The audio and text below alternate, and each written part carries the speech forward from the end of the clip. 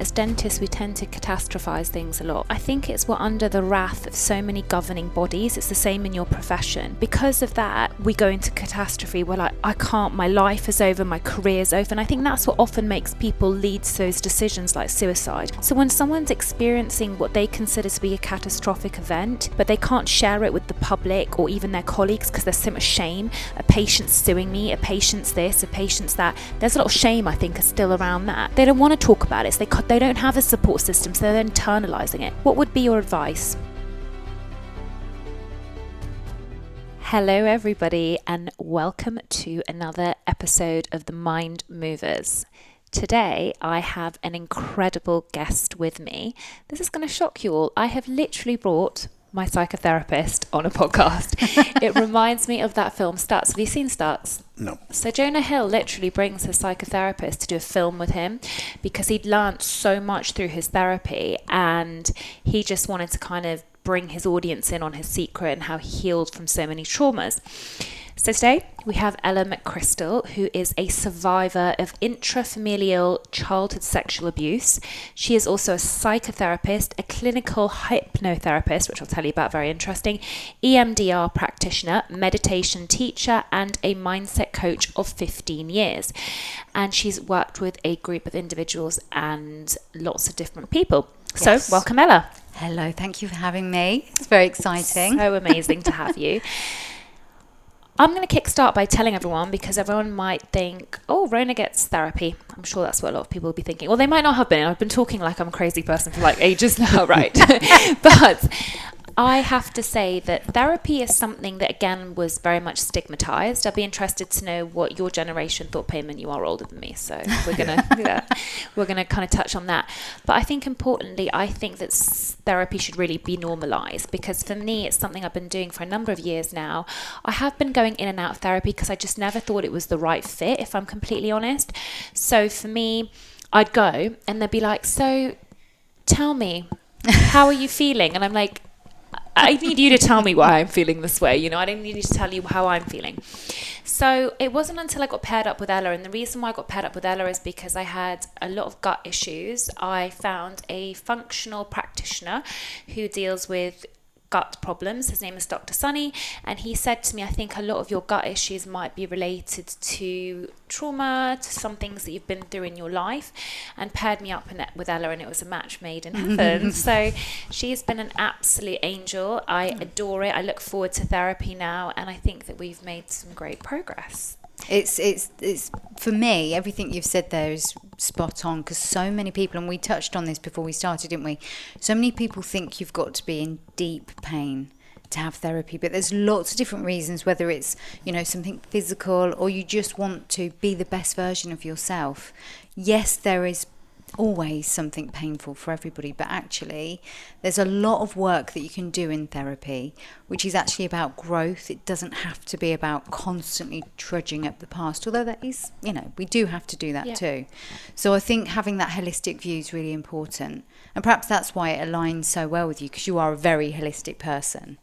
Thank you very much. Take notes. That's very true. There's almost like a need and want part to it. Because I've never seen a therapist. I haven't. But Really? Never? No, but I've been in situations which are similar. You know, I've been on courses and things where people are asking. What, coaches as well? Coaches, courses, and every time I've been in that situation, I felt like that was really nice. You know, like spending time thinking about me without any sort of, you know, other agenda. So I've come out of it feeling that was nice, like a want thing, rather than a need thing. Yeah. But I think it's a bit of both, isn't it? Sometimes if you're in a crisis situation, you could look at that as a I need to talk to someone right now. But then we were talking about optimisation. Yeah. Right. And the fact that, you know, you could see it as just one long line with, you know, superhuman on one side of it and someone very, very depressed at the other. And you need a therapist in all those situations sometimes. So it's interesting. So I'd be interested to know, of your patients, do you call them patients, clients? Bit of both. It does actually depend on why they're with me. What percentage are in the sort of the optimization area, and what percentage are in, you know, the other? I'm gonna be really in the middle here, and I think it is 50-50. Really? There are some people that are very, very traumatized, Yeah. or very, very anxious, having sort of extreme panic, lots of anxiety, depression. But then there's lots of people, and I think it's through word of mouth as well, that will say, you know, you've been working with my friend for a long time. He's gone from, you know, middle management to CEO in 2 years. Can I work with you? What is it that you do? And you mentioned in the bio there, it's a very multidisciplinary approach, lots of different models of therapy. So with the trauma work, you would look at reprocessing trauma with something like EMDR. Hypnotherapy is fantastic. What does it stand for? Eye movement desensitization. Which I tried. Yeah, tell them, Ella. reprocessing. So Eye movement desensitizing? reprocessing. So essentially, it's based on REM, the movement of REM. When we go to sleep at night and we hit REM sleep, we store information from the day. If you have a trauma, or if you're very, very stressed and burnt out a lot of the time, your brain actually struggles to store that information because you don't always hit good sleep. You said as you came in you didn't have particularly good sleep. So if you don't hit good REM sleep, you're not always storing information. Also, if you drink a lot of alcohol, you won't hit REM, which is why we forget moments when we're, you know, drinking too much. But when there's a trauma, your body and your brain go into hypervigilant mode. And so it's hard to go into that deep, deep sleep. So you don't always store information correctly. And what happens is the trauma kind of gets frozen in the brain. And so people with PTSD or complex PTSD, post-traumatic stress disorder, will often not realise it, but they stay stuck in the trauma. So not in some people, you know, present very, very well at work and everything else, but they might find that in their personal lives or sleep or with panic attacks that they're constantly traumatized. So when we mimic REM eye movement using bilateral stimulation, and I'm doing that because you wave your fingers in front of someone's face, or they can tap with EMDR buttons or clickers. Actually, you can use bilateral sound as well. And with a particular protocol, you're able to reprocess the trauma without even having to talk about what it is. So I would say to someone, for example, hold the memory in your mind, have a snapshot of that memory. What are you feeling in your body? What's the belief about yourself? What's the emotion? And then I'll give them cognitive interweaves, which are really suggestions of how they can layer in different aspects or perspectives of the trauma. Because each time you recall a trauma, say you've had a car accident, you generally remember it through the eyes of the person that's had the car accident rather than through the adult or through the older self.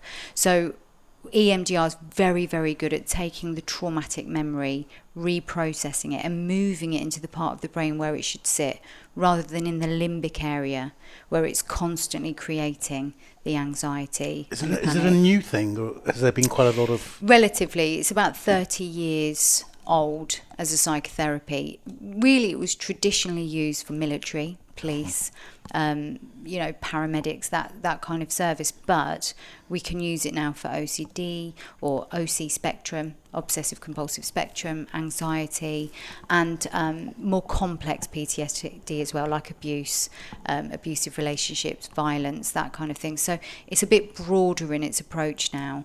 And there is a particular protocol that you do have to use, but we can blend, and this is what I do, we can blend modalities of therapy together so that someone that's really dysregulated emotionally and struggles with that, we can use, if you're multifaceted in your approach, you can perhaps use both hypnotherapy and EMDR, and you can use the talk therapies and the CBT, cognitive behavioural therapy.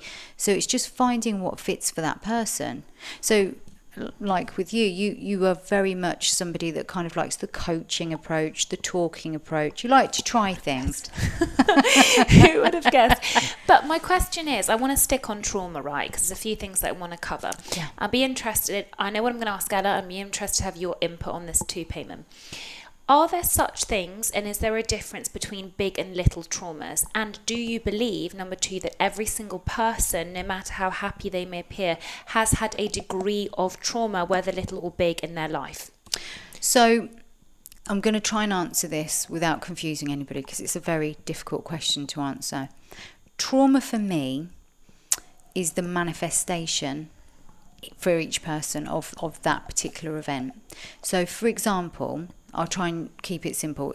You could have two people with exactly the same trauma. So let's say a car accident, exactly the same. One person will get out of the car, next day drives. One person may never drive the car again. So it's very much based on the individual personality type, what's happened before, and how that manifests. I would say most people have a degree of at least periods of time where there's acute stress, some in childhood, which is more impactful because the brain isn't fully developed yet. So the way the brain is impacted by early childhood trauma is different, not necessarily worse or better, but certainly different. And then it's how that personality manages those events. So when you say, is there big or little trauma, I think, again, that's perspective, because what's a little trauma to one person is a big trauma to another. Yeah. And again, that's very much based on lots of different things, personality, cultural aspects of someone's life. Also, if you haven't had, let's say, a lot of stress in your life, and life's been fairly perfect, something goes wrong, you haven't got the skill set to deal with it. So it feels very traumatic to you. So it's very difficult to answer that. How do you go about unpacking? I mean, as a dentist, patient comes in, we do an examination, we look, we might take an x-ray. Occasionally you do get this situation where someone who should be in pain isn't, and someone who shouldn't be in pain is, occasionally. But really, it's empirical. You look at it, you examine it, and you figure out what the problem is. Of course, in Rhona's area of cosmetic dentistry, you get that sort of difference in what people think looks good or doesn't look good. But what's your process in your examination when you first meet someone? How do you figure out, which one of these are they? Is there a pathway, like a normal way that all psychotherapists do that? Or? I suppose some people have strict protocols, so it'd be very sort of almost a questionnaire, tick a few boxes, answer these questions. I prefer to have a bit more of a laid back approach. So 9 times out of 10, someone's quite nervous when they start therapy. So I'll often explain all the different modalities, what they're for, how they work, how we can blend them together.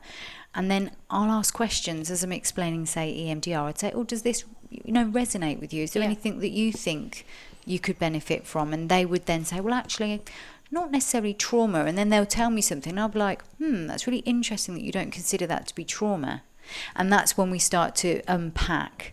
So it's a good place to start, I think, to explain what the modalities are, how they work, and then ask questions as you go through, rather than straight away, tell me how you feel. Because that is too big a question.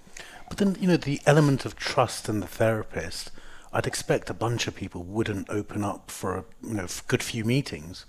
And then you find out stuff later. It's interesting you say that. I don't know if this is just... It's Ella. I'm going to tell you right now. Because so I'm sure some people are better at it than others, right? Totally, but I think it's in the same way, like, different dentists have different approaches, right? Like, as soon as I saw her, I like to talk things out, this. I like to talk, I like to understand, I like to feel it out.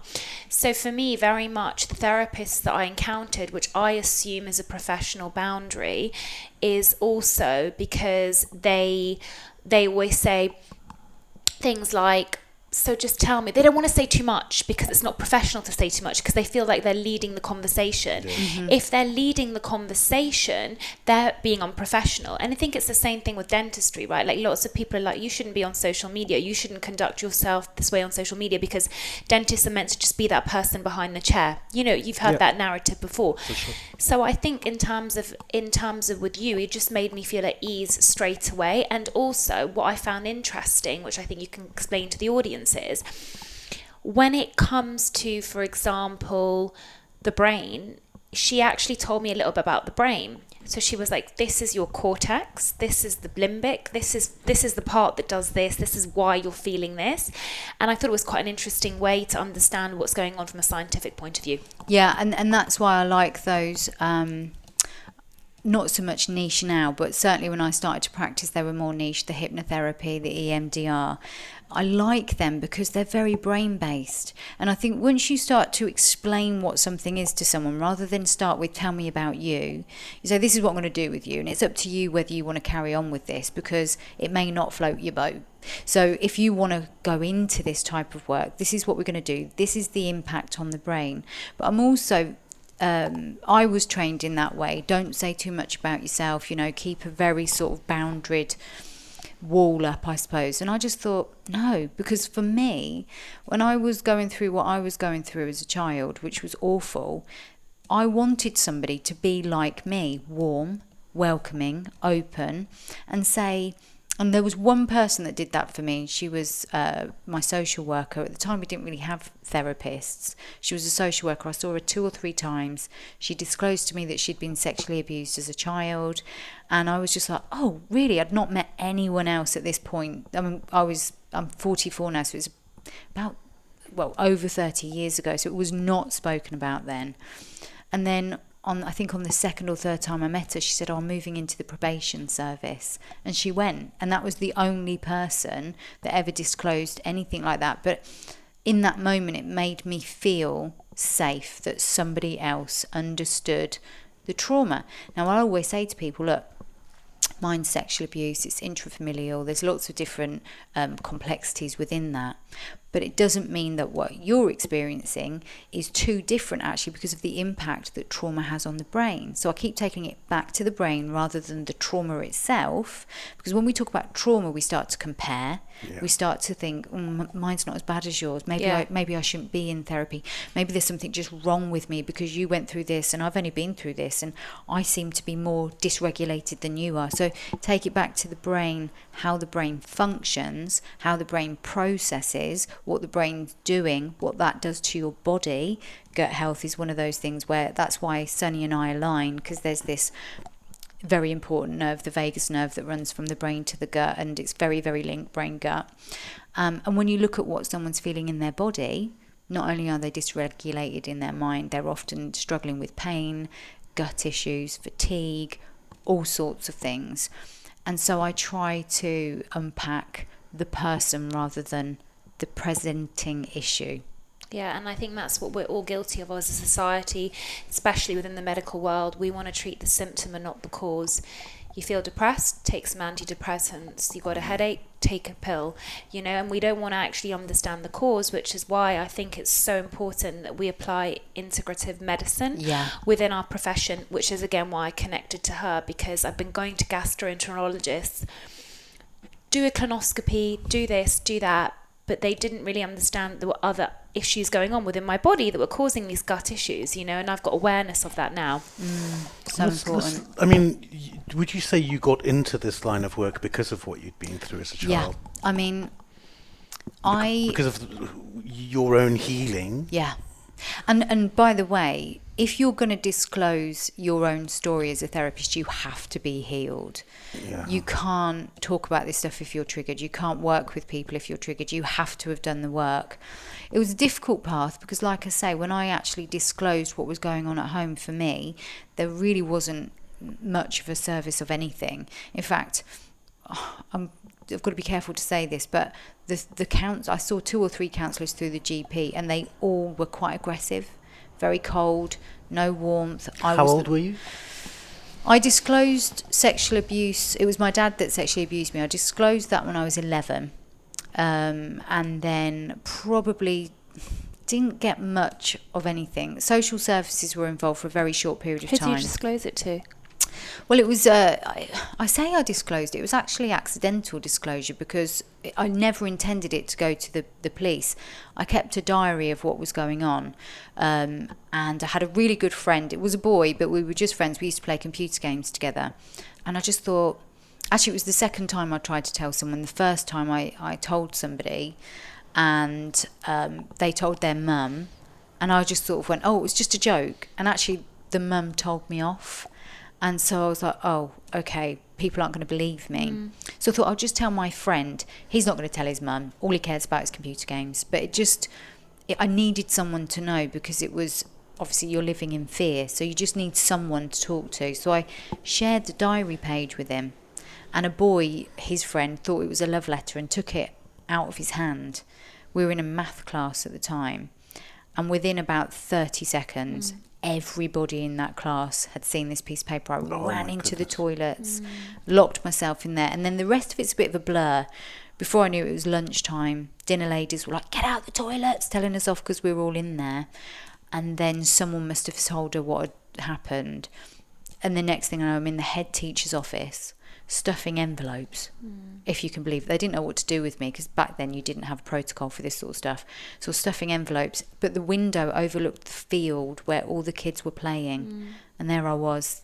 My heart genuinely felt like concrete. I just could barely move, breathe.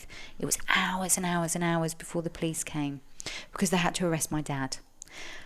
Got home, mum's in the window crying. Did your mum know?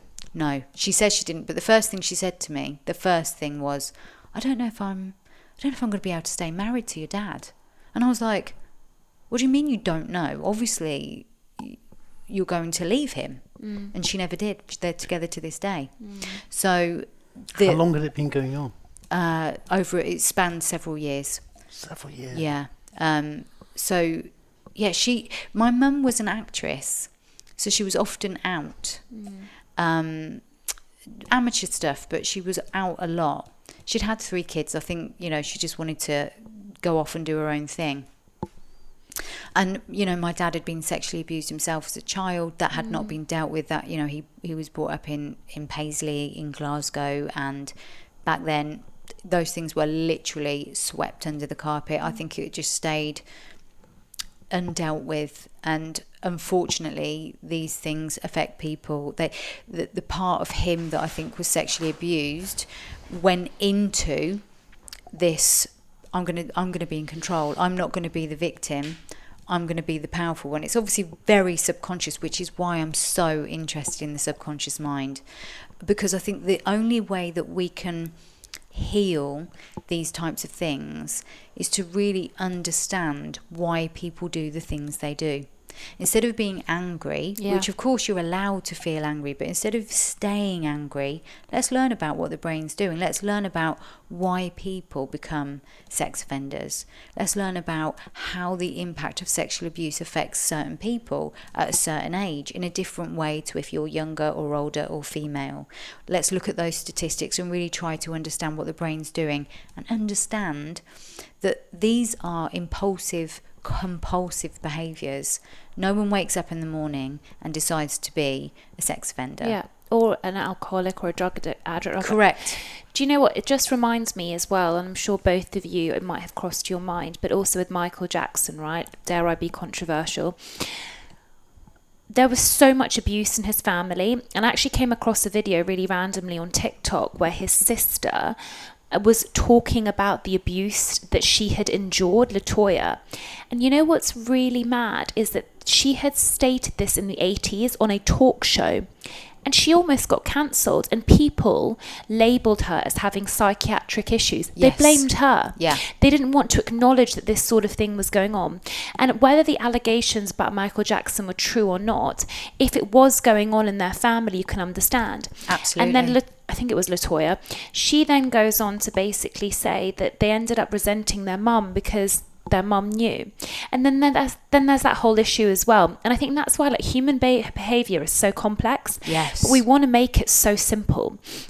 And I think, that's definitely the case in dentistry as well, when people just fail to have compassion, number one, for patients' behaviours, patients' reactions.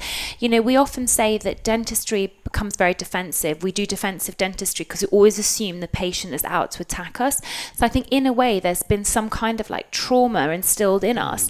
And actually, even if I get a complaint now, which isn't big, I think of the worst and I become this mess. Yes. You've been there as well, I know, in your career, which made you almost walk away, did make you walk away from your career, because you go through something like that, and I think it's instilled right into you. So it's just a lot. Well, living in fear, however that happens, be it professionally, personally, your whole body and your brain adapts to that. Yeah. You become hypervigilant, and because it could happen, say if you're a dentist, that could happen over 5 to 10 years. And, by the time you've been doing this for a while and, you become jaded, I guess, by what feels like a constant attack, that becomes your norm. Yeah.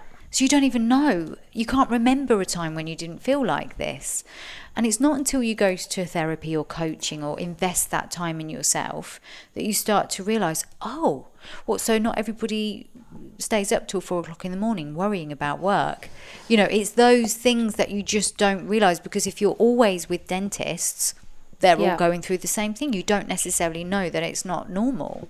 Ella, with your dad, was there an element of, dare I say, forgiveness now? Oh, massively.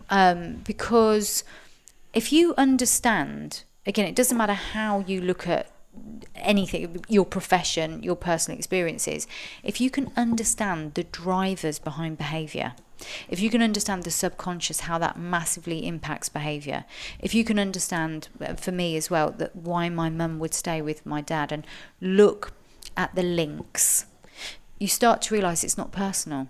And if it's not personal, there's no point in staying angry. If it's not actually about you and it's a broader picture, you then go, okay, it's my time to heal me now. I don't need to be angry. I don't need to question why all the time. I've got enough of an answer to understand that this is not something you chose to do. This isn't something someone wakes up in the morning and chooses to do. So I'm going to work on healing me. I don't have a relationship with them now, but it took till I was about 37 before I realised that it was too toxic for me. And actually, it's a strange situation because they're obviously both still here. They're still together. I have a brother and sister that are still in touch with them. But I'm probably the happiest, most successful I've ever been. And I'm not saying that's for everybody, by the way. Not everybody can cut people out of their lives. Not everybody can just leave a profession if they're super stressed. Not everybody can make that big break. But sometimes it's the scariest choices that you make that bring you the most success, happiness and peace. So it's always about working towards optimization of self. What's your position on free will then? I mean, do you believe there is free will, or do you believe that we're all a product of our past and our experience and our reaction to that? And I think if people, and this goes back to something you said, if people are more educated, then there's a lot more free will. If you are somebody that has been through a trauma and you don't talk about it and you don't share it and you don't understand it and you adapt to that trauma, and you are angry or you are suppressed or repressed, the subconscious is 95% of our thinking. So it's always in control. And if you're not willing to take the time to understand yourself and to sift through some of these things, then I would say largely those compulsions take over, those impulsive behaviours. Again, if you look at addictions, you mentioned addictions there, alcoholism, heroin. I don't believe someone sets out to be an addict. It's self-soothing. And when you're in that mode of wanting to self-soothe, everything else is less important because you're trying to soothe that pain. And it doesn't matter whether it's sexual abuse or addiction. Someone who sexually abuses a child is self-soothing on some level. I mean, that's a massive subject. But one of the things that we spoke about before we started was suicidal rates within dentistry. Yeah. It just shows that there's not good education around mental health in dentistry. There's none. Coping mechanisms, conversation, and those things give us more a sense of control and free will, I think, rather than being completely in the faulty programming. The thing is that it's the tools, right? And we don't have tools. And I think one of the main reasons we wanted to have this conversation was to give people tools to help them. And I think that it's been years of understanding that and having the tools under my belt. You and I always talk about society as well. I think society is something that I really get angry about because I always say, I'm happy this way, but then someone comes along or 10 people come along and tell me I shouldn't be happy because of the way I look or my weight or the fact that I'm not married or something like that. I'm like, and I'm annoyed, I'm angry. Like, why is society telling me to judge myself when I've never judged myself for those things? But one thing that I do want to ask you is that you talked about people aren't just born with this urge to have addictions, etc. A subject that I'm really interested in, I talk about trauma a lot, is as well Gabor Maté, which we've talked about, and he's a trauma expert. I've brought him up lots in this podcast.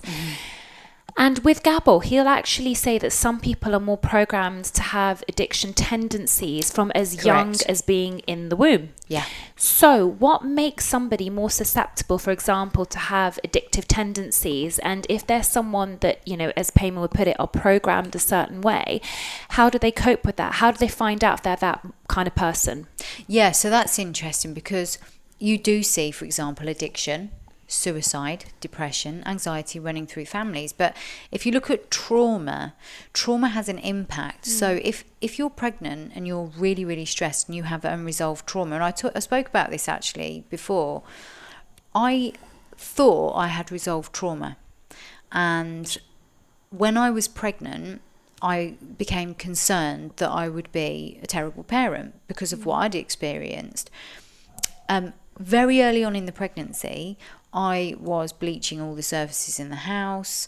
I started to pick up litter outside my house. It was like on another level, although I felt like it was completely normal and everybody else was odd for not doing this too.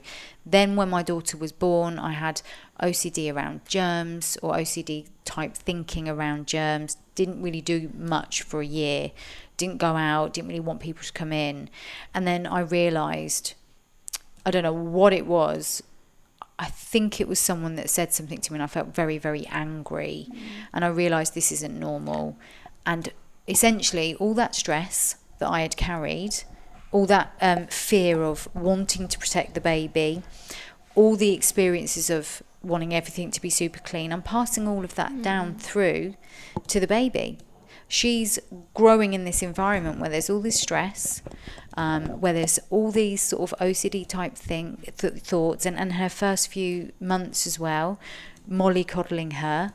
So those things create behaviours in the baby because they only have you to look at. They only have you to be guided by. So if you're anxious, or if you're overprotective, or if you're stressed, those things will have an impact on the baby's behaviour. Now, it doesn't mean I wasn't, happy and all those things, but there was some behaviours that I can see now relate to past experiences and traumas. And then I wonder, if you think about what my dad did, okay, he was sexually abused, but there's some quite complex issues within his family. So how much of this is just trauma handed down again and again and again? And that's where I think we see the genetic predispositions, because we know DNA molecules change and can be handed down through generations. So actually, if someone's had a lot of stress, the grandparents will pass that down to their grandchildren. There's some theories around that now. So I think that's where you see addiction. I think that's where you see patterns of behaviours and mental health issues within families, rather than it being you are just predisposed to this, full stop. So I think there is the nature plus nurture situation. How often do you see each other? Well, we actually see each other once every 2 weeks. And again, that was great because all the therapists that I tried before were like, you have to come at this time every single week. And I was like, but I don't feel like talking this week. I'm all right. And I felt like I was coming and just trying to create conversations. Whereas Ella's approach is a lot more relaxed, because again, I felt like it was another pressure, like dentistry is so precious. I felt it was pressure to turn up somewhere and perform again, So it works really well for me. And I think that, now it's what I call sort of like maintenance and tweaking, where there's certain times where I'm like, Ella, and because I've done so much work on myself, I'm very aware of what's missing. And I say to her, like, I felt a certain way and I'm really annoyed with myself for feeling a certain way, and we unpack it and so forth. And we know what works for me. And as you both know, I'm a massive talker. So a lot of talking works really well for me. Whereas we tried EMDR and I liked it, but I find it really hard to focus on something for a certain period of time. Yeah. So, and also, there's some people that love a lot of written information, right? The ones that really want to understand, like you said, the brain and like coping mechanisms. But I'm much better at learning audio. So she sends me audio information. She'll send me hypnotherapy sessions to help me sort of relax.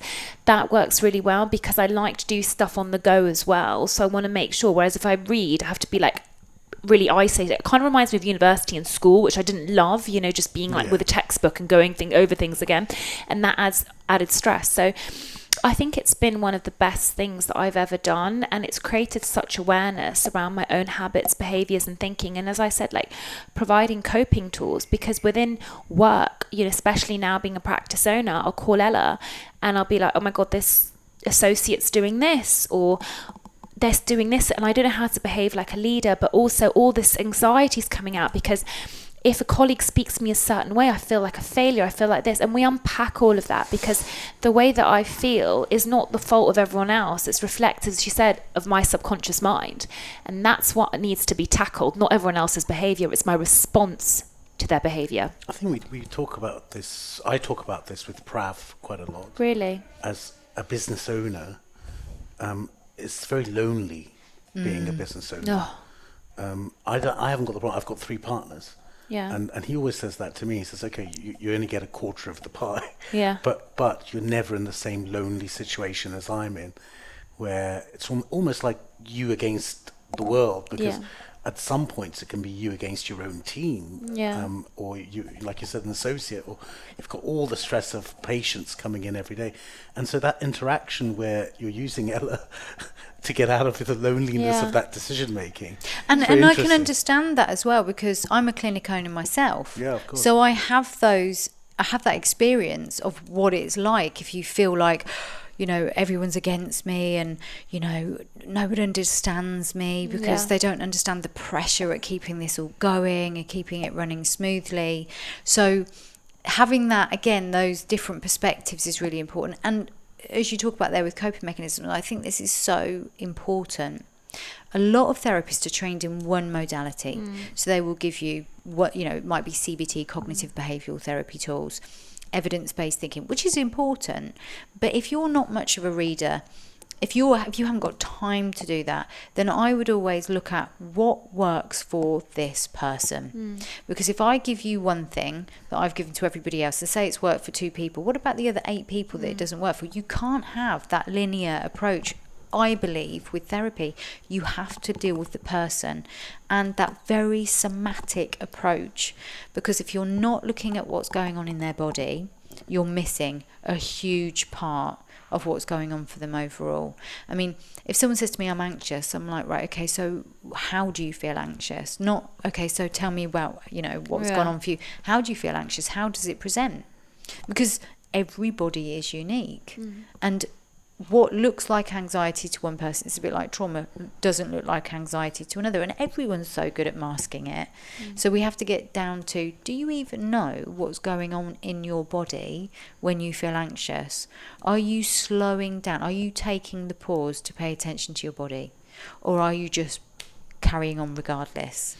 You know what, though? I think that's a really interesting point, because when I look at generational reactions as well, I know like some of your colleagues recently described, when I say your colleagues, I mean people that were kind of in the older generation, they were like, pandemic hit, I'm really healthy, but I all of a sudden had a heart attack, or all of a sudden like something went on with my body, and they act like it came out the blue. But for me, I'm thinking, with all the knowledge that I have, did it come out of the blue? Were you just masking all your stress? Were you just like trying to keep calm and carry on sort of attitude? Because that's definitely my parents' generation, and the kind of trauma they experienced, which was war, you know, literally war in the Middle East.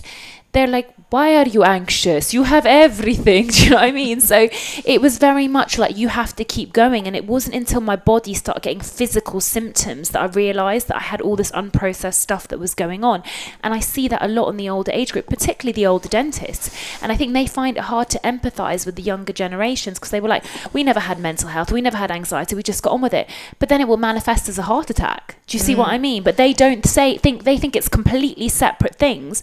But more and more I'm understanding you're having... I think, look, what you'll find... it's a very interesting point. It's a very interesting point you're making. And I've been that older dentist who thinks, like, why are they all complaining so much? I've certainly been there. But what will happen is you'll be that dentist too very soon, because you'll have someone complaining about their, I don't know, TikTok not getting enough views or something, and get into a depressive state because of it, and then you'll say, wait a minute.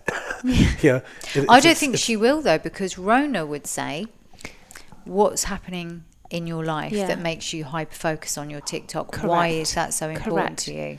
And you do know, you have said this to me, Payman, that, and I know Prav has said this, it's my empathy. Where's my empathy come from? My empathy is the recognition that no matter how much somebody reacts, whether that's anger, whether that's sadness, whether that's disgust, whether that's bullying, something's going on. And I understand that now, that people's reactions. I actually got trolled the other day by like a bunch of like Andrew Tate hating 18-year-olds online, basically telling me that I wasn't a high value woman. Oh, but okay, let me tell you the story. Andrew Tate loving. Andrew Tate loving. So Yeah. listen to this, because this is an interesting point of discussion, right? I know a lot of people that love Andrew Tate, by the way, as well, like within the dental arena, Yeah. a lot of my male friends, and it shocks me because for It me, shouldn't shock you. You should be the same. You should empathise and say that they need some male love and attention. conversation. Well, this is the thing, and I do actually, because one of my male friends, he's absolutely wonderful. He's a great dentist, and he loves Andrew Tate, and he's like massive conspiracy theorist, and it's like, Who is it? I'm not telling you, not telling you, Tell- not tell you. So he massively believes the Matrix has gone after him, and this whole conspiracy, and every Romanian has just done this to do him in, and it's because he's trying to make the world a better place, and we're trying to stop that. Like one of those. He's like trying to keep a straight face. It's not Payman. Anyway. Basically, I was like, this is so toxic. I said, I don't care if the 1% of things that he says make sense. I said, I genuinely believe what he's saying about women is so gravely dangerous, because if he's just saying in jest that beating up a woman is okay and that video goes viral, and if he's just saying it to go viral, that video gets in the hands of a 12-year-old boy that's being bullied at school in America. He's the kind of guy that's going to pick up a gun and start shooting down kids, right? Mm-hmm. It's dangerous. Anyway, the point is, there was this meme that was out, one of these meme accounts, and it said the problems with dating women nowadays, and it had all these issues, TikTokers, OnlyFans, like trying to make fun of what the dating pool's like. But then it said 34. So I obviously piped up and was like, what's wrong with being 34? Because I just didn't really understand what the issue was. So I had some Karen come along, and this Karen comes along, and she's like, because your fertility rates are low, you become less desirable as you get older, and then your run-through rate becomes high. I had to Google that. I was like, what's the run-through rate? And she had, What is it? It's that you slept with more people. She's obviously generalizing. And then she said, and men don't want women that are older. And I just said, well, I totally disagree, because actually I'm a lot more confident in my 30s than my 20s. And it was that, again, societal toxic narrative that really got me to places where I felt so low, because I was suddenly 30 and not married, and I was like, there's something wrong with me. Oh my God, I'm going to be like chucked away by society. But as I got older, I actually gained more confidence. I think I felt more attractive. I got more attention. There were things in life that I was like, actually life gets better in your 30s. Anyway, tried to describe that, and then these bunch of kind of like 19-year-olds from America were like, 34-year-old women are disgusting, like all this. But the thing is, they were using a lot of terms that Andrew Tate uses. So they were using things like high value woman, high value man, and he very much uses that word. That's his dialogue. And I was like, okay, wow. And I obviously took a step back and I'm like, I'm deleting my comment. I can't engage with these trolls. But the point is, I was like, again, like you said, there was a degree of empathy, because I was like, the fact that you think this way is a reflection of you and a reflection of what you're going through. And that's quite sad. So that was it. There's been no vent for the male problem. No, you're absolutely right. Meaning? As in, the conversation around minorities, women, there's been loads of conversations around these, but men's issues haven't... Men's mental health issues specifically, or issues? Issues haven't been discussed, and Andrew Tate's become the lightning rod for that. Because it's a very vulnerable area if someone's willing to talk about male issues, and see, you would be able to listen to that and go, okay, some of that makes sense, but that's a little bit too off the Richter scale for me. Like you say, a 12-year-old boy that perhaps doesn't have good role models, for whatever reason, isn't surrounded by strong, positive men, sees this guy, lots of money, doing Cars. really cars, and goes, what he said, and then they just take that on board because they haven't got the ability to analyse that information, to make sense of that information, to really see the nuances in those larger topics. So it can be very toxic. So what do you think is the solution, though, for men? Do you think we've moved forward? And do you think Payman as well, following on from that when Ella answers, do you think that there is still a massive stigma with men speaking out about their mental health? Sure. I mean, I would say I've got 50-50 male-female clients. So I don't know, again, if that's just because it's a different way of being a therapist, which makes people feel a bit more comfortable. Although Rhona and I, we are online, actually. So I do both online and in person.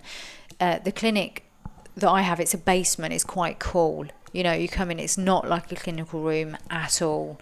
It feels very... I mean, some people walk in and go, whoa, because there's just lights everywhere. It's beautiful. It's like walking into a different planet. So it's a very different vibe. So I think that's how I've been able to cultivate this comfortable space for men. And actually, I can tap into, again, a bit like you, I think being the empath but not taking problems on board for myself, I can tap into masculine energy quite well, and I can tap into feminine energy quite well, so I can understand the complexities of both sides of the coin, if you like, and all sorts of gender issues in between. So, but with generally, I don't think people are talking about mental health. They are talking about this surface confidence mindset, which is great, but there's not many men that are publicly saying, let me just tell you, you know, about this thing that's going on for me. And it's, you know, sometimes I don't feel very masculine. Sometimes I feel like my wife doesn't really listen to me. You know, she doesn't really fancy me anymore. I look forward to sex on a Friday and she never gives me it. And I just feel completely undervalued. Because they don't want to say that to their friends, because their friends are going, yeah, I'm having sex, you know, 5 times a week, different women every night. And so the guy that's not getting that, not feeling loved, not feeling... I think it's a bit of a generalisation. I mean, I know what you mean, but, you know, the Andrew Tate thing to start with, yeah, there's always been a character like that. It hasn't been online saying crazy stuff to get clicks, but there's always been a character like Hugh Hefner or someone from the 80s, you know, from the play. Always been in the pub. Yeah, and then this thing about men talking about... Men talk to their friends. But on an emotional level? About those two. I do. But maybe some don't. I get that. But there's no doubt suicide is the number one killer of under 30s men. Yes, correct. More than car crashes, cancers, all of it. It's the number one killer. Yeah. So certainly men are going through something now. Isn't it? Did you say 30% there? The number one killer of under 30s. Yes, that's right. Under Yeah. 30. So what do you think that is then? Because I think the conversation hasn't been there for men, and it's been there for everyone else, but not for men. when you say the conversation, what do you mean? The narrative. Because I think the narrative is certainly over the last 10 years there, more on mindset, confidence, how to be successful, all of that. But those more vulnerable topics. Yeah. So... But I think Prince Harry was maybe someone who talked about it. And he's absolutely getting annihilated. Yeah. And you know what? I hate I don't think he's getting annihilated He for talking about it. He is. And this is the thing that I find so depressing. And actually, Gabor, who I keep talking about, I'm going to send you his book. Gabor got annihilated by the Daily Mail for giving Harry a platform to talk about his trauma. So Gabor was obviously a trauma expert. He was a survivor of the Holocaust. You know, he's amazing.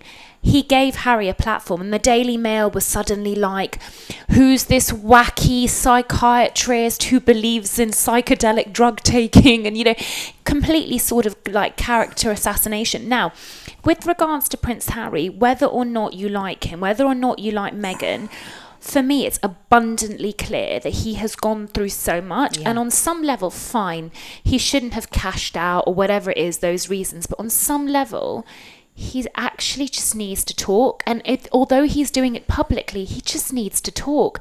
And I think that if he's seeking refuge and finding support in public figures, that's just what he needs to do right now. And that's what I believe. And I've got no controversial. I've got no problem with that.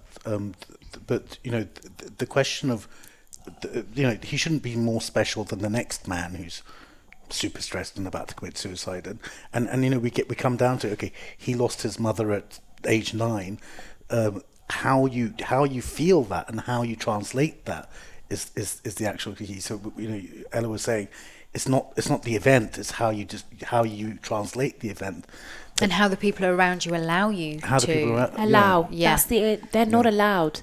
Like, but he's Prince Harry, so of course that's the way he's it goes. Not allowed. That's the way it goes if you're the Prince of England, Britain. Yeah, but he was born into that title, so he has the right now to break free from that.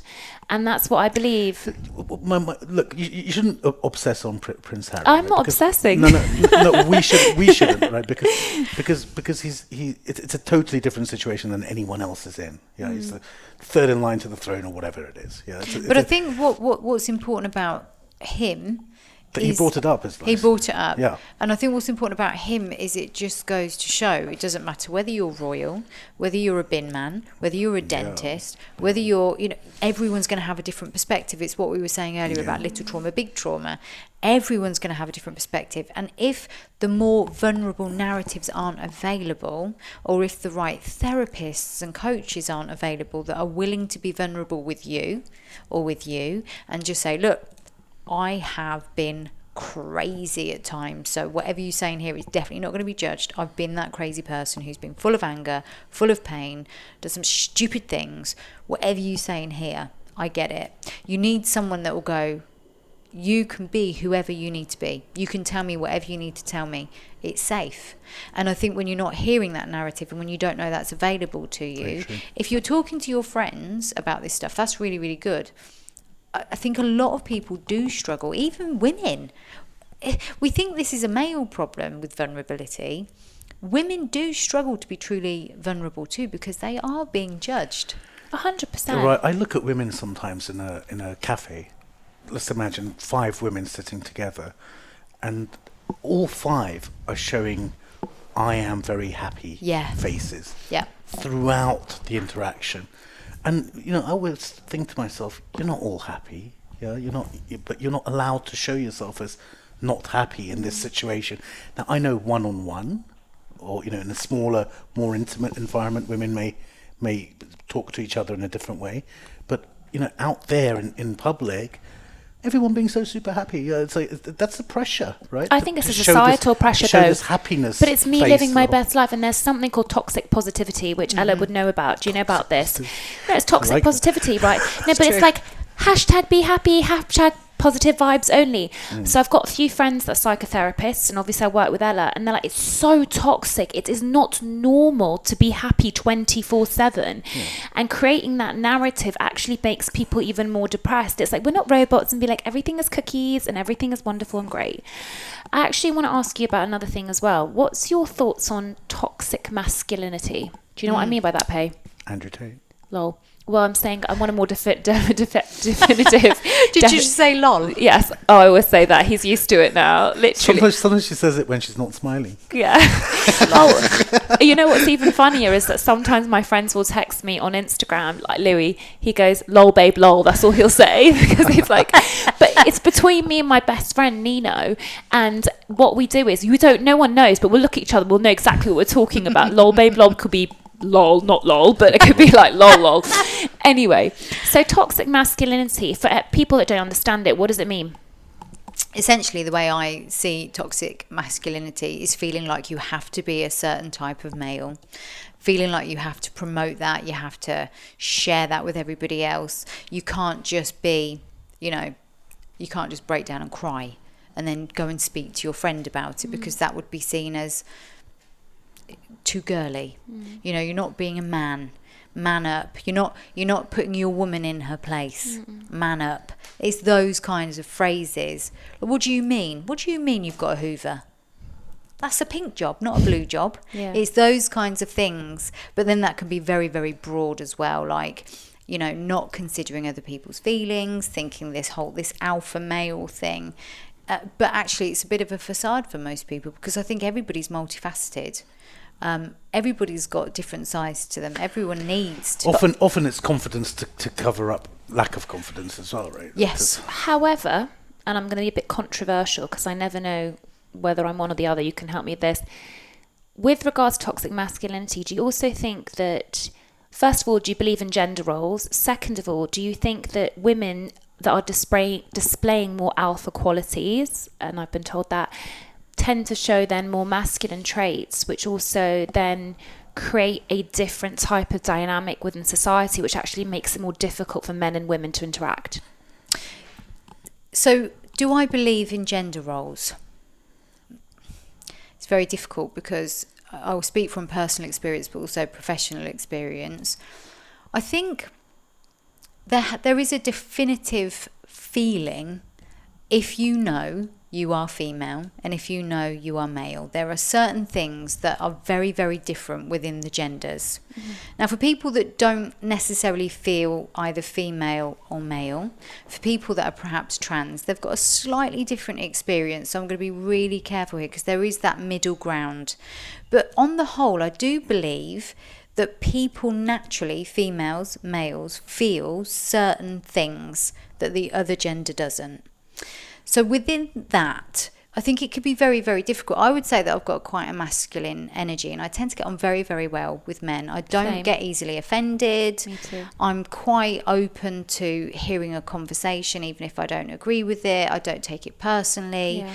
Whereas there are, and actually, I think I've been called aggressive at times. Certainly when I was younger, not so much now. I don't have the energy to be aggressive anymore, but I certainly would have been labelled as aggressive. But I was just a go-getter. I was determined.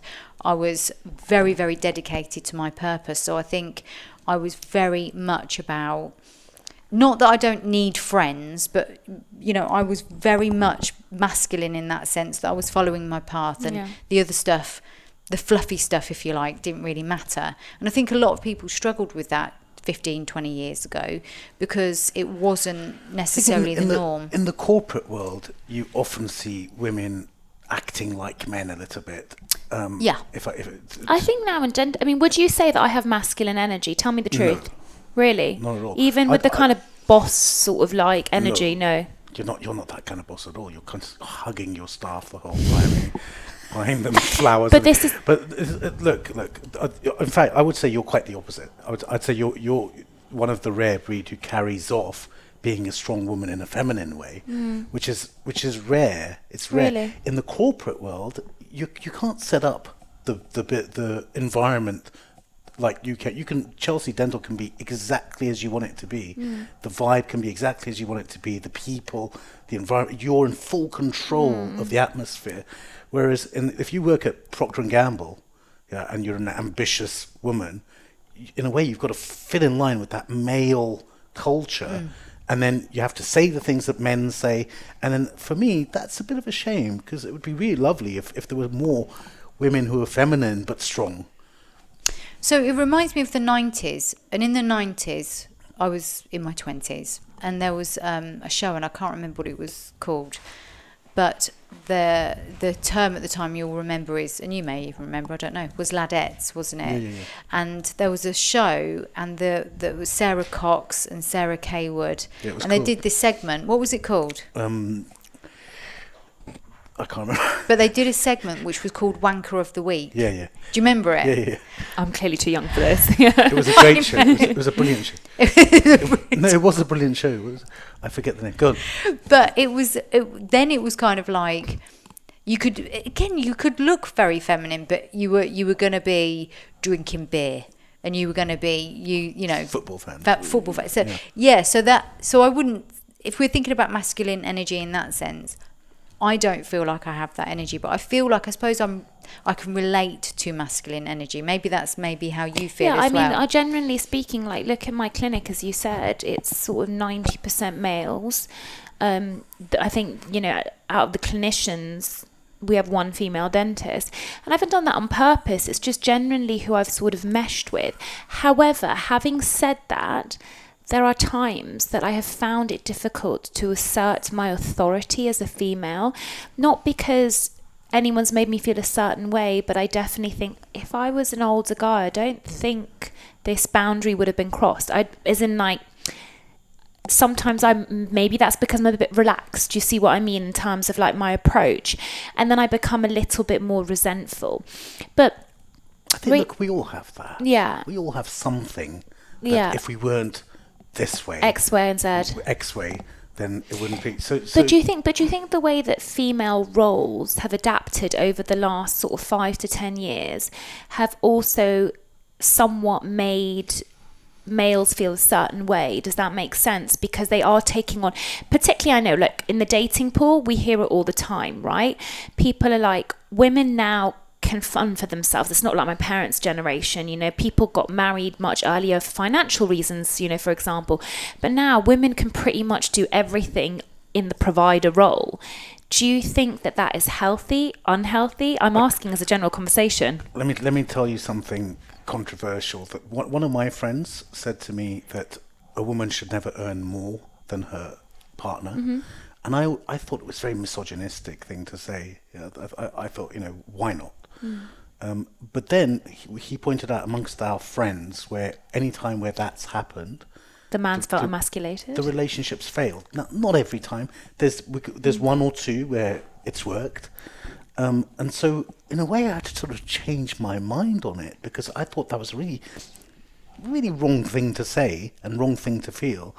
But you're right, the man does feel emasculated by that. And so the woman in that situation has to do something to make up for that. Yeah, it's. What do you think, Ella? For now. So I remember, again, being slightly older, the sort of early 80s. And I remember the communities were very, very different, because if women worked, it was part-time. And they would be at home with the children, doing the shopping, doing the cleaning, on the whole, generally. And the husband was the main provider. And the women had a community of women, and the husband would go to the pub or go and play snooker or go to the football. And it was a very clearly defined role.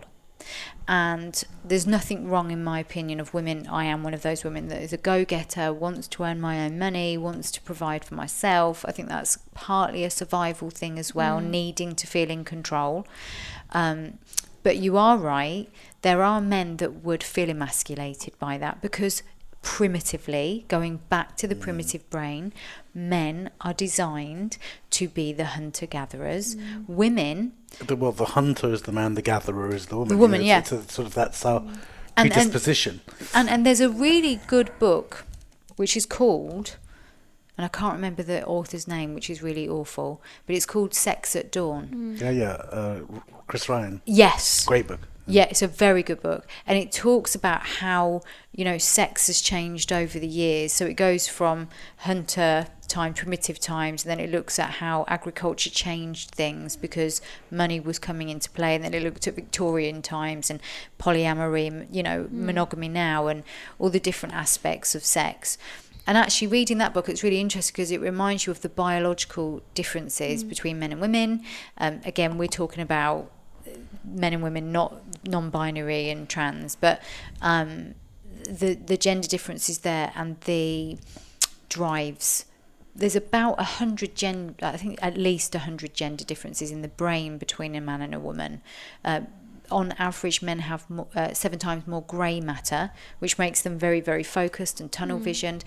Women have generally 10 times more white matter in the brain, which then links to all the other processing areas, which means we're better at multitasking.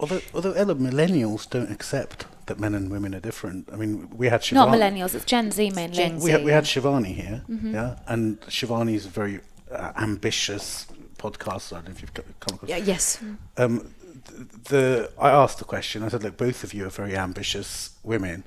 How do you think having kids is going to affect that? And her answer was, well, why are you asking me? Why isn't it the man that is going to get affected by it? And my initial thought was, clearly someone who's never had a child. Yeah. So, you know, Well, it does change things. because it changes it for the woman more than it changes it for the man. I mean, It depends I on know. which point, actually. On the radar, I know. It depends on which point. So I've got a daughter, she's 15. And at the time that I had her, I was in the beginnings of, you know, building my practice and, you know, doing all sorts of things and becoming solely self-employed. And it was definitely a different experience for me than it would have been for a guy who wanted to do that, because I wanted to spend as much time with her as possible. And I don't know if I would have known that until I had her. But that didn't stop my ambition. It just gave me more obstacles, I guess, to work around. So I think the reason that it's still important to have that conversation is because there are clear biological, physiological, brain differences.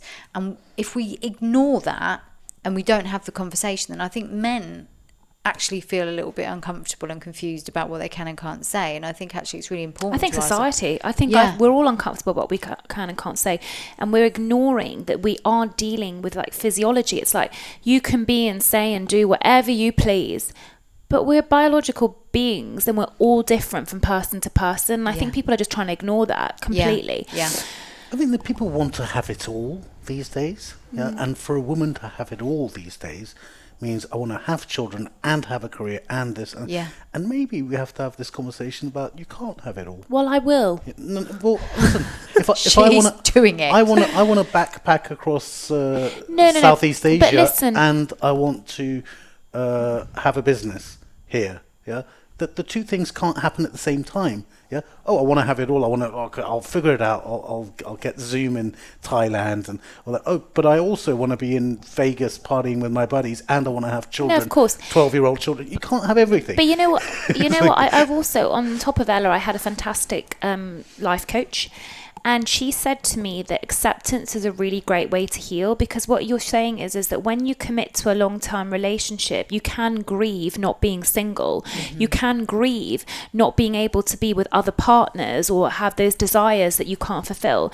And grieving it is okay, and that's part of letting go. So instead of trying to sort of suppress it or fulfill it, you just grieve it, and it's okay, because life is nuanced, and because you can't achieve all those things in conjunction with each other, when you let go of one part, you're like, and that's with anything, because when I do have a child, if I do, my career is going to be on the back burner for a bit. Naturally it will, like you said, biologically, time, etc.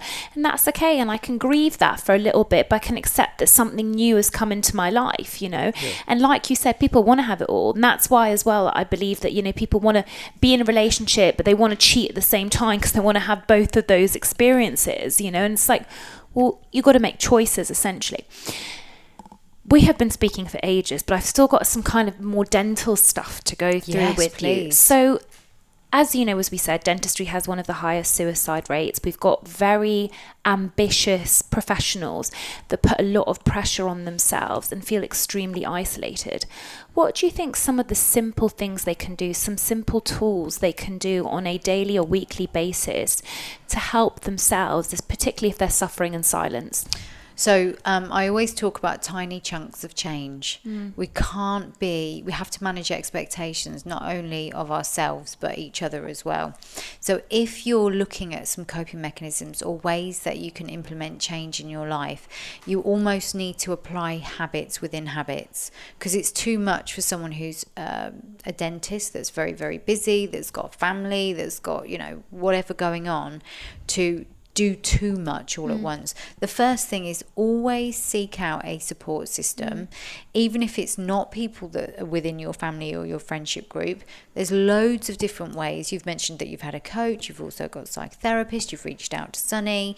I think really making the choice to prioritize yourself is the first important choice. Now, no one thinks twice about getting a PT or a gym membership and looking after their fitness. It's normal. Everyone does it. There's no shame in it. And most people will at some point do some exercise. So we need to just look at exercise as broad as we can and look at exercising the brain as well. So habits within habits are really good. So for example, if you feel burnt out, it's about planning. You can't avoid, if you're burnt out now, you're burnt out now. What are we going to do about it? How are we going to manage that? We can't do too much to change it now, except for take some time out, go for mindful walks, do those kind of things. But actually, it's just planning ahead. Sure. You have to be reflective. That's a really important tool. If you're going through something and you feel constantly anxious, constantly stressed, angry, tired, fatigued, aches and pains, you have to be reflective and write down all those symptoms. I've got headaches, I've got gut issues, I'm tired, I'm getting angry at the kids. Write them down. And then you need to say, well, what can I do about each one of these? This is where we talk about habits within habits. So for a lot of people that are angry or anxious, they are probably in dysregulation a lot of the time. Their vagus nerve, which I mentioned earlier, which is the main cranial nerve out of the 12 that links to the gut, is probably lacking in tone because it's been overused because you've been stressed for so long. So vagal toning exercises are really important. There are lots of little ways that you can tone. One is breathing exercises. So breath work, even if it's 5 minutes a day, it's about creating a routine. So 5 minutes a day of breath work, but also cold showers. Everyone shudders. The plunges. But you know what? It's not realistic to do that for most people every day. So I always say, at the end of your shower, for the last 2 minutes of the shower, turn the temperature down by 30 seconds. And then 30 seconds a bit colder, 30 seconds a bit colder. Finish on cold water for 30 seconds. Then you build that 30 seconds up to a minute to 2 minutes and eventually maybe 5. You can do that every day if you want to. Most people will say, no, thank you. But it's very, very good for toning the vagus nerve, which means that your body is able to get back into balance quicker when you are dysregulated. Breath work is the same thing. The vagal nerve runs at the side of your throat. So breath work, humming, anything like gargling water strengthens the vagal nerve. So after you've brushed your teeth, glass of water, gargle for a couple of minutes. You know, breath work at the end of the cold shower for 5 minutes. Box breathing is the easiest one to start with. Breathe in through the nose for 4 seconds, hold for 4 seconds, breathe out for 4 seconds. So you could basically do 3 or 4 Out through the mouth or out through the nose as well? If you can do it through the nose and out through the nose, that's probably better. But if you can't do that yet because you're a bit congested, you've got hay fever or whatever, through the nose, just start somewhere. And this is something I say to a lot of people. They go, but actually I've been told that you should do 15 minutes of breath work. You should go for a run every day. You should go into the cold plunge. 4 minutes. For 4 minutes. And actually people won't do it. It's not realistic. So when we're setting habits or goals, they have to be SMART goals: specific, measurable, achievable, realistic and timed. And we have to start off with bite-sized chunks.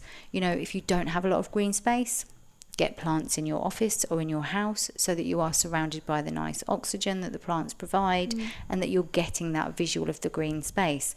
Try and stand outside for 5 minutes a day and just get the fresh air. There's so many tiny chunks that you can bring into your day that once you start, you might find that 2 of those work brilliantly for you, the rest are a load of rubbish. But they're the ones that you then focus on to start really practicing exercising the brain and exercising the nervous system in the best way so that you can strengthen the vagus nerve and you can bring yourself back into homeostasis. The other thing that I wanted to ask you is, and I know Payman would agree, is that as dentists we tend to catastrophize things a lot. So as we said, if there's a disgruntled patient, because I think we're under the wrath of so many governing bodies, it's the same in your profession. Yeah. So because of that, we go into catastrophe. We're like, I can't, my life is over, my career's over. And I think that's what often makes people lead to those decisions like suicide. So when someone's experiencing what they consider to be a catastrophic event, but they can't share it with the public or even their colleagues because there's so much shame, a patient's suing me, a patient's this, a patient's that. There's a lot of shame, I think, is still around that. They don't want to talk about it. So they don't have a support system, so they're internalizing it. What would be your advice? I mean, always reach out to a professional in that situation. If you know you're catastrophizing and you think, this is really, really grabbing a hold of me. I'm really struggling every single day. I'm nervous. I can feel like my chest is tight. My stomach's worrying all the time. It really is reaching out to a professional. That's the first step. But if you're not ready to do that, I know everyone's going to go, oh, boring. But writing it down on a piece of paper and actually applying evidence to those thoughts. What's the evidence that this worst case scenario is going to happen?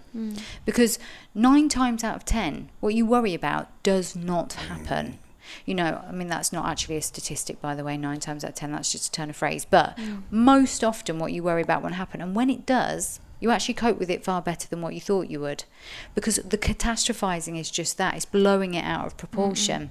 So first of all, recognizing, oh, I am catastrophizing. Okay, I should reach out for professional help. I'm perhaps not ready yet. I'm a bit nervous. I don't know how I'm even going to begin to do that. How do I find the right person? Write it down. And actually online, if you wrote in free worksheets, PDFs for catastrophizing, Google will show you loads of free PDFs you can just download, and you could save them to a little digital folder, and you could easily start using those templates. It's a good place to start. But after that, if you really still feel very dysregulated, if you can't sleep at night, I do think reaching out for professional help in a real crisis, obviously someone like the Samaritans or other crisis lines, if you really don't have that ability to wait and you're in a complete crisis, in terms of suicide. The problem is with suicide, when people plan to take their own lives, they actually feel relieved and quite happy because they know they're getting out of something that feels impossible. So they're often not in crisis at the time they've decided they're going to take their life. It's before that. So I think as dentists, what you're doing here is quite phenomenal, because it's about opening up the conversation with your team members. If you have a clinic, I think dentists that do run clinics need to be much more forward thinking in being role models, which is why I love what you do. Being a role model for the people that work in your clinic. Sure. And for other people in the industry, because like CEOs and leaders, if you're not being the role model, how do you expect anybody else to look after themselves? You have to model that behaviour. That's so important. If you are at the top in any business, you have to be the role model. That's where it starts. And then I say to people all the time when I'm helping them with business or whatever, if you don't know what to do beyond that, get a consultant in, that's someone who specialises in well-being, wellness, and bring some structures into the business. But if you're not modelling it, it's pointless. It's a waste of time. You have to be the role model. Ella, sometimes anxiety and depression manifests as those physical symptoms that you're talking about. But sometimes, am I right in saying sometimes it manifests as sort of numbness? Yes, flight. That's fight, flight, freeze. Yeah. So when you're in freeze, the feeling of numbness can be almost deafening. If you're almost nothing matters. Yeah. And I don't know if I've certainly been in times of that, weeks of that in my life. But in a dental practice, the thing that does your head in sometimes is, is this all there is? You're in this room, and your impact is on. You can count impact however you like it, right? You can count your impact on one human. If you changed one person's outlook, you can say, well, that's amazing. Or you can count it in a very sort of negative way. You can say that my impact is on Kensington. Yeah. Or wherever your practice is, within a 3-mile radius of your practice. And almost this feeling of, is that all I've did? Because a lot of times dentistry, especially in Rhona's generation, they to get in is a nightmare. Yes. Yeah, and in my day it wasn't so hard, but as the youngest dentists are, it's super hard to get in. And so they're these super ambitious people who, from when they were 12 years old or 13 years old, started studying and doing the right sciences, getting into the dental school. Dental school itself is a massive trauma for most people, because the first time you're treating a patient. But they do this thing as well, and I think this is where education needs to change. Education's all wrong. No. But the thing is that you remember in dental school, so what they do is they say you have to be so academic to get in. So you get this pool of people, like 50 really academic people, and they make the assignments so hard, and they're like, no, but you just need to get a C and you just need to pass. So you've gone, it's quite traumatic. Again, another little trauma. You've gone from being an A student, doing really well, and they're telling you that even though you're working even harder in dental school, you're just going to get by because that's what you've got to aim to do. Do you know what I mean? It was just a weird psychology. I was a C grade guy generally. Oh, were you? Yeah. But then, okay, you've been through all of that. You've been through dental school. Now you've become a dentist. You know nothing. Then you start practicing and learning, going on courses. You might even own a practice. Then you're sitting there in this room thinking, Is this all it was? So it's the anticlimax. Well, some people like Rhona, she's fed by relationships. So a patient will come in and just the conversation will feed her. But there's loads of dentists who aren't that way inclined, And they're very scientific. Very scientific. So actually, they love the stuff that's like, tell me about like the molecules. Yeah, it's almost the patient interaction for them. It's in the way, So they're just fitting stuff on teeth. So if that's the case, I suppose everyone's got a purpose. What would be the purpose, do you think, as dentists, of the more scientific dentists? What's their purpose? What gets them... Problem solving. Right. That's one side of it. And the other side of it...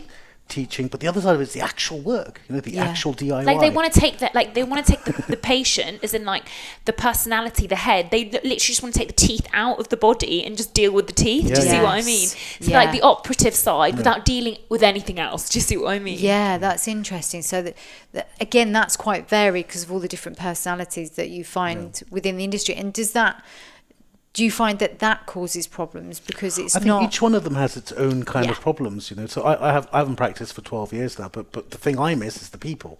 Yes. I don't miss the teeth, but I'm sure someone else. I know plenty of dentists who love the drilling part, but this issue of, is this all there is? That did my head in the most about being a dentist. What, back then? Back then, that's why I started Enlighten. The idea of, was this what it was all about? Do you know, I think it's so fulfilling, and I think there's such job satisfaction. It's really interesting because I'm going back to the refugee camp. So every year back to Lesbos, so the Greek, and I'm working with the refugees.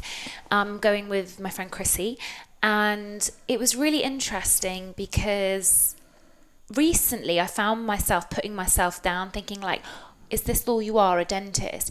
Particularly because I've had to fight really hard for media space and convince journalists and the media that we are worthy. Because you have to remember, Payman, you saw my journey. I was one of the first dentists that really pushed positivity in media for dentistry, because I think, again, remember like 10-15 years ago, it was like this dentist did this dentist botched, and again it was society against us, and I really changed the narrative. I had to work really hard. I literally knocked on the door of the Daily Mail until they would hear me out. Anyway, compare and despair space, I started comparing myself, as you know, to my friends online that had social media success that was much more than mine. So I felt somewhat like a failure because I was like, well, they've created these amazing companies and non-dentists. Sorry? Non-dentists, correct. Yeah. And the interesting thing is, when I went to when we were talking to the guy at Lesbos who I'd met before, I was bringing onto the Lesbos camp non-dentists. And then it was like, he doesn't have social media. So he was like, but what skills? What's their skills? But what's the skill? And he was like, well, you're going to be treating this patient. I'm bringing Dr. Aaron, my colleague. You're going to do this. You're going to do this. And he's like, but what's the skill? And then, I suddenly thought about it and I thought, we have a skill. Yeah. Like, that's quite incredible. All of us have worked 7 years and more with CPD. And we have a skill. And that's something not everybody has. And people that have created an incredible online presence, Instagram dies, their business dies. Yes, that's so true. Our businesses don't die. Do you know what I mean? Yeah, of course. Plenty of dentists love their job. Plenty do. But plenty don't. Of course. So with all that being said, because it is a skill, and we all need dentists. It's that simple. Not everybody goes to the dentist because people don't prioritise dental health, but we do need it. And you talked about that sort of very clinical space and sort of sitting in the room going, what is this all there is? So we mentioned before we started recording as well the perfectionism within dentistry and how that could possibly be a bit of an impact, as well as some of the litigation stuff and complaints and people not being particularly happy about having to go to the dentist. But how does that impact, from your personal experience, those things, how does that impact? Perfectionism. People will stress about things that... I stress about it all the time. Yeah. And the thing is that naturally I've employed in my own clinic, because I want my patients' care to be the best, I have employed some ridiculously incredible dentists. And actually, I get fear of judgment from them because I almost feel like I'm not as good as some of the clinicians. And the funny thing is, I have a different skill. I bring the patients into the clinic. The patients come to the clinic because of me, and those Yes. dentists rely on me for the internal referrals, and they love working my practice because, as Payman knows, not everyone builds a multi-specialist cosmetic practice. Yeah. Without Google ads, without any of that, literally just through my social media. But then I get that imposter syndrome because I'm like, oh, but I'm not as good clinically as them. And, you know, my clinical work's, it's okay, it's good, but it's not like that level that if you have a trained eye. There's always someone better. Totally, right? but I think, yeah. And, But and it can- you know, talking about perfection, Dipesh. Yeah, I know. He's ridiculous. He's like the 1%. He's very, very good, but he gets depressed about some dentist in Brazil who did something. He does. He wants to be the best in the world, you know. So for him, one guy on the other side of the planet who's better than him. Why does he want to be the best? That's really interesting, and because that seems to be a common theme. Well, yeah, because it all fails is the thing. You know, the sort of the dirty secret of dentistry is that when you get something done, It doesn't last a lifetime, which doesn't- patients don't get. It doesn't last, and sometimes it's a millimeter thing. I mean, 1 millimeter is a big thing in dentistry. Yeah. It's Yeah. huge. You can't. It's got to be, your margins are much smaller than 1 millimeter. Yeah. And so, you know, you've got to constantly worry that thing you did is never perfect. It's always some form of compromise. And when is it going to fail? And how is it going to fail? So you're always expecting the complaint. Not necessarily Not a complaint, complaint, but a failure. A failure. Okay. It's gonna stop working at some point. And you're doing everything you can to make it last as long as possible. But isn't that a bit like a mechanic as well? You know, because obviously with cars you could fix it and then 6 months later. Yeah, but a car doesn't matter as much as someone's. You know. Someone's No, smile. I disagree with you. I think it's all about value, right? It's about value again, because you say a car doesn't matter, and you know, like famously, like Coachman and Miguel Stanley will be like, well, actually, I am going to charge this amount for teeth and the mouth, because if people are willing to pay that much for a Tesla, they can pay that much for their mouth, because their mouth is that, it's the value, right? Yeah. True. And I was having, again, a discussion online, as you know, I post a lot of stuff about treatments abroad and everything like that. I keep stipulating that there's like amazing dentists all over the world. Galip Gürel is a Turkish dentist who is incredible. And someone said online, oh, my sister is a technician and she said that the UK can charge as much as Turkey, but they just don't want to. As little as. Huh? As little as Turkey. Yeah, she said, Yeah. sorry, as little as, and she goes, because they just don't want to. The dentists are just greedy. And this was in response to a case that my patient had posted. So you saw she went abroad, she got a life-threatening infection because of the work that was done. It took us 60 hours of clinical time to fix it, 5 specialists, lab work, which was over £10,000, etc. And I turned to her and I said, well, it's all about value. Because she was like, she said, the materials themselves don't cost that much because her sister's a technician. I said, yeah, well, you can buy a dress from Primark and you can buy a dress from John Lewis, same material. But you're not just paying for the material. Yeah. You're paying for all the other stuff, and it's the value around that. Yes. So I think, you know, that's the thing to realise. And sometimes dentists feel the value sort of issue. Should I be charging this much? Do you see what I mean? I think that's it. It's a UK thing too. I mean, you must have it in your field Yeah. too, right? Yeah. In the In the US, they'll happily pay for psychotherapy. Yeah. I've got a cousin in the US. He drives a helicopter. He's a dentist. Yeah, he's like, and his patients are really happy That he's driving that he's driving a helicopter. Yes. Yeah. Whereas here it would be seen as a sort of greedy Yeah. move. You know? Yeah.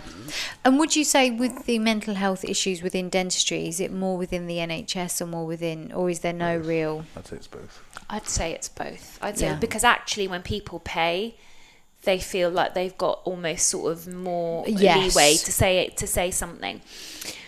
I'd say it's both. Right. I've got one final question for you though. I'm really interested in your TED experience. Yes. How did it come about?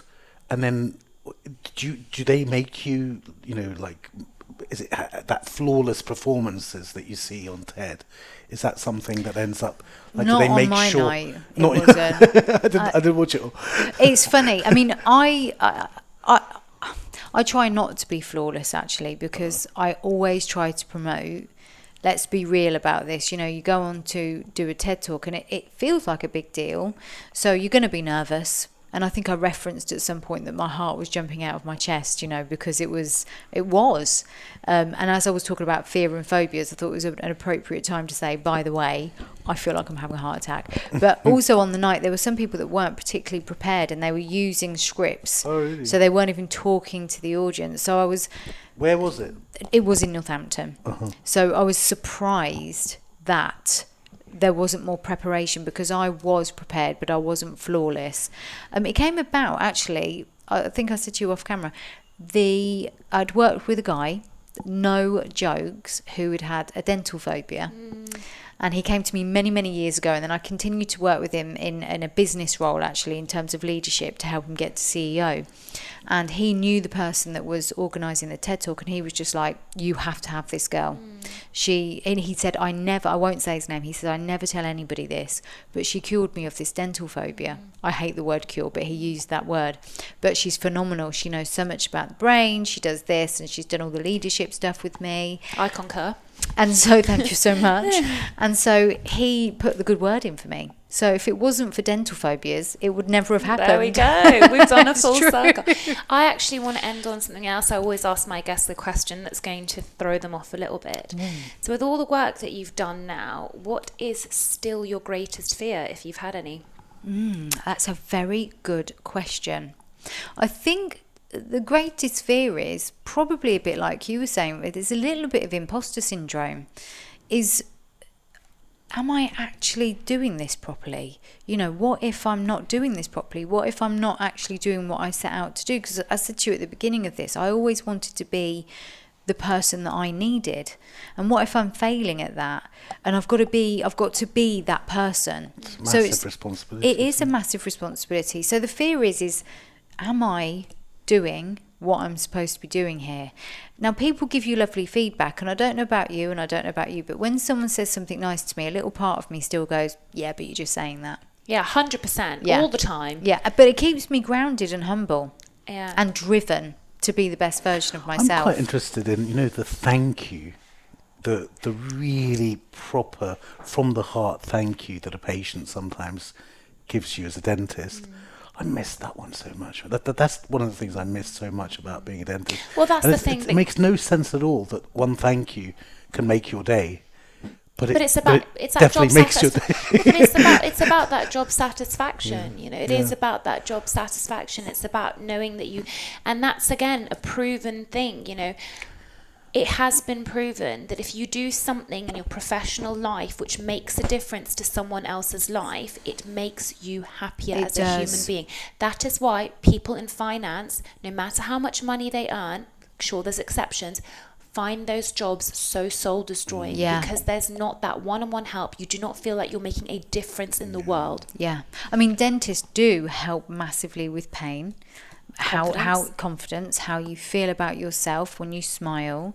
And also if you've got a good relationship with a dentist, I think that's like a good relationship with anybody. It makes a difference to your day. If you look forward to going to the dentist because the dentist is a friendly, smiley person, that does make a difference. And that can be the purpose, isn't it? Is making a difference. Doesn't matter what your profession is.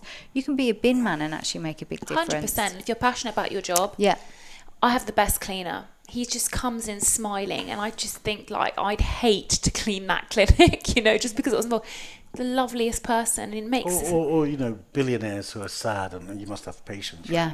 And then people in debt who are happy. It's like, yeah, exactly.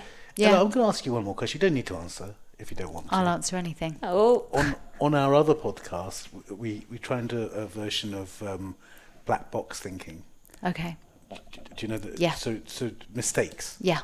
And often dentists don't discuss their mistakes, and we don't learn from each other's mistakes because everyone hides them. When have you made a mistake with a patient? What comes to mind? That's a very good question. When have I made a mistake? Good question. I think sometimes it's boundaries, actually. Not so much now. I went through a transition, actually, of trying to become the therapist that I am today, with all the fear of not being too open, being that blank canvas for the patient, the client.